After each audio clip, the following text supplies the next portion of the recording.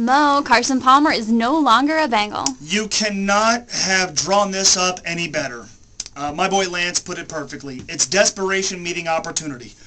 We can hammer the Bengals for any number of things. We can make fun of Mike Brown for any number of things, but you got to give him credit. An opportunity, and a great one slapped him in the face, and he realized it, and he came off his stance, and he did something that's not about him. It's about the betterment of the organization. The Bengals got more than anybody ever could have imagined for Carson Palmer, and most important, we can finally move on.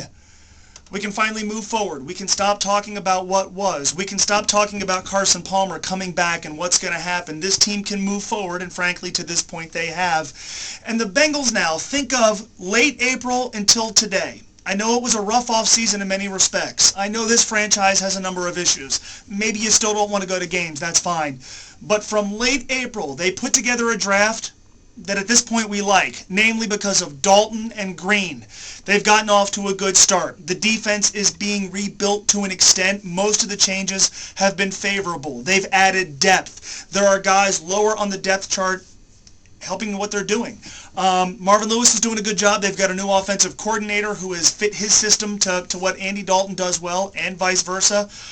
Everything is going well, and throw on top of that, you could take a team that we like, a team that looks like it has a pretty good future, and you throw on top of that the ability to run the draft next year.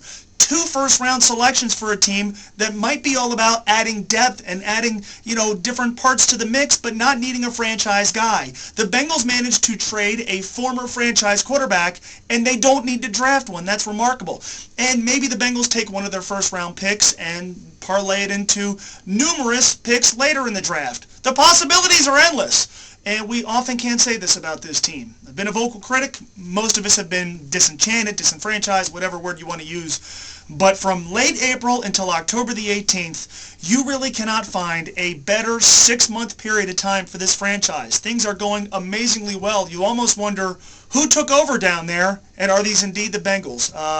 As far as my happiness with the organization right now, it doesn't get any better than this. I'm almost giddy. This is really good, and you got to give the Bengals credit. You have to give Mike Brown credit. I know it's hard to do. He came off his stance, and he realized that this was an opportunity that he couldn't pass up. He came off his principle, and I admire them for that. The end result is all that matters. The Bengals got more than market value for Carson Palmer, and by the way, I wish him well in Oakland.